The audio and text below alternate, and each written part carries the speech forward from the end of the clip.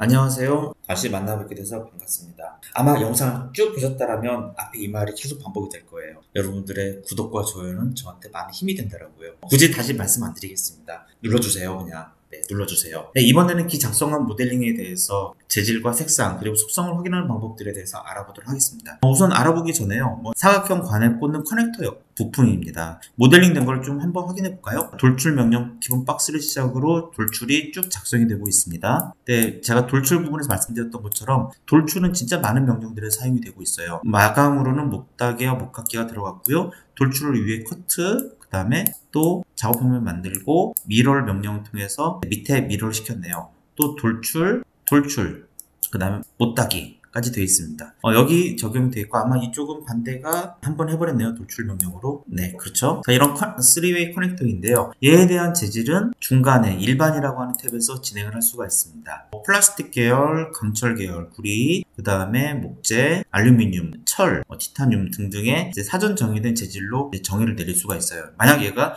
ABS 플라스틱이다 라고 하면 ABS 플라스틱이 되고요. 이에 사전 설정된 색상으로 변경이 된 걸 볼 수가 있습니다. 그런데 얘가 이렇게 적용되어 있는 거는요. 기본적으로 이제 이 속성이 갖고 있는 기본적인 표준 속성들을 가지고 만들어졌고요. 색상 역시 마찬가지로 기본 색상으로 되어 있어요. 그래서 이에 대한 설정은 옆에 있는 공 모양을 선택을 하게 되면 이제 방금 전에 넣었던 이 ABS 플라스틱에 대한 정의를 확인할 수가 있습니다.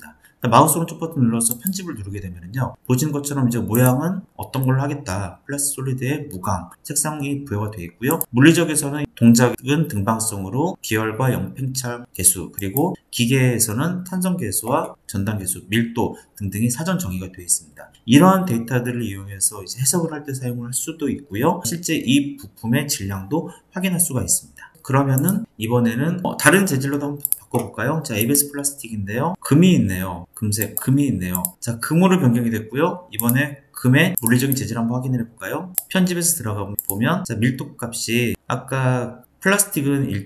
어느 정도 됐는데 지금 19로 높아진 거 볼 수가 있습니다. 중금속 계열이고요. 상당히 무겁겠네요. 그래서 실제 이 형상이 금으로 되어 있다. 어마어마한 값어치를 갖게 될 겁니다.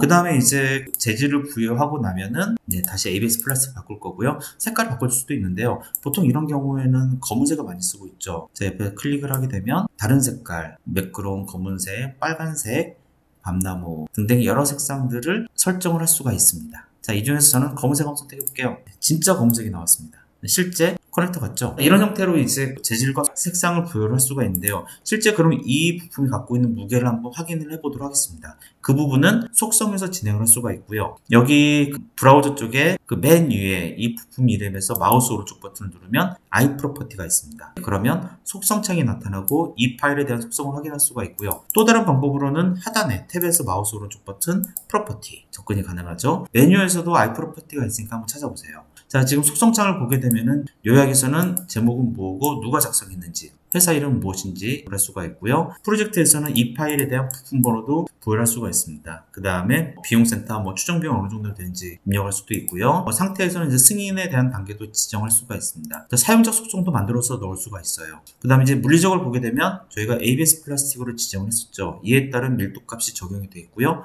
업데이트 버튼 눌렀을 때 질량, 면적, 최저 이 질량 정보들이 같이 나오게 됩니다. 물론 관성 특성으로 주와 전역, 무게중심에 대한 데이터들도 뽑아낼 수가 있고요. 이 데이터들은 형상이 변경이 되면 같이 업데이트가 되니까 그렇게 참고하시면 될 것 같고요. 실제 프로퍼티에 있는 많은 내용들은 조립품에 있는 BOM, 그 다음에 도면에서의 부품 리스트에 적용해서 쓸 수가 있습니다. 그런데 이제 BOM을 보다 보면은 일반적으로 이런 형상에 대한 얘기도 있지만 크기나 혹은 스펙에 대한 정의들이 있어요. 그런 값들은 여기 사용자 쪽에서 진행을 할 수가 있는데요. 이런 것도 가능합니다. 매개 변수를 한번 실행시켜 볼게요. 매개 변수에서는 이 형상을 제어하기 위한 만들기 위한 여러 가지 변수들로 구성이 되어 있고요. 이 값을 변경시키면 이 형상이 같이 변경이 됩니다. 자, 그런데 이제 얘는 값을 변경시키기 위한 값으로도 쓰이겠지만 반대로 이제 속성과도 연결시킬 수가 있습니다. 예를 들어서 D1과 D0가 이제 속성에서 같이 쓰이겠다. 추가로 쓸만한 게 뭐가 있을까요? 좀 30mm가 있네요. 30mm도 한번 체크해 볼까요? 자, 얘네들은 iProperty에서 쓰겠다라고 적용시켜 줄 수가 있습니다. 자, 그러면 해당 값들은 iProperty에서 사용자의 그대로 들어가게 됩니다. 그래서 실제 이제 매개 변수에서 특정한 고유의 이름을 부여를 하고 그거를 프로퍼티를 연결시키게 되면 BOM과도 연결시켜 줄 수가 있습니다. 근데 값을 보면 이제 소수점 세 자리에 밀리미터로 되어 있죠. 값을 한번 제어를 한번 해볼게요. 다시 한번 매개 변수에 들어가서요. 내보내기가 체크가 되어 있는 형태에 대해서 마우스 오른쪽 버튼 누르면 사용자 특성 형식이 나타납니다. 이 사용자 형식 특성에서는 이 열에 대한 특성 유형들, 단위를 어떻게 할 것인지 정밀도를 세팅할 수가 있는데요. 저는 단위 문자를 안 볼 거고요. 후행, 즉 16.000 이 정밀도만큼의 후행의 0을 안 보겠다라고 체크를 해제했습니다. 이 치수뿐만 아니라 다른 치수도 그대로 적용이 되어야 되니까요. 비교 가능한 기존 매개 변수의 적용을 체크를 하고요. 확인 버튼 눌렀습니다. 그리고 종료 버튼 누르고 다시 한번 프로젝트에 한번 들어가 볼게요. 그래서 사용자를 보게 되면은 보시는 것처럼 D0, D1 길이가 16, 16, 30으로 되는 걸 볼 수가 있죠. 추가적으로 이러한 이제 값들은 또 조합을 시킬 수가 있습니다. 예를 들어 길이, 높이, 폭이 어떻게 한 스펙으로 정의해놓는 경우도 있는데요. 그런 경우에는 이렇게 진행할 수도 있습니다. 예를 들어 스펙이라는 입력 만들어 볼게요. 그 다음에 값은 이렇게 입력을 할 수가 있습니다. D0 닫고요. 곱하기 해볼게요. 이번엔 D1 닫고요.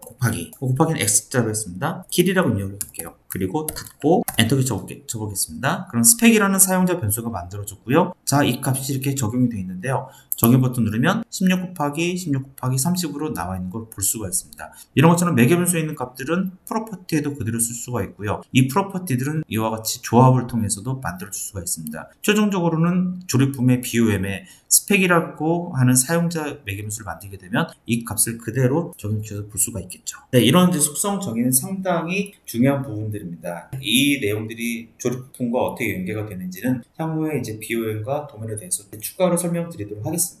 그리고 이제 인벤터를 쓰시면서 궁금한 사항들이나 추가로 이 특정한 기술들을 좀 구현하고 싶다. 그런데 좀 어려움이 있다. 라고 한다면요. 언제든지 저희 KCIM에 연락을 주시길 바라겠습니다. 댓글 남겨주셔도 되는데요. 제가 댓글을 잘 안 볼 것 같아요. 그래서 연락 주시면 정말 고맙겠습니다.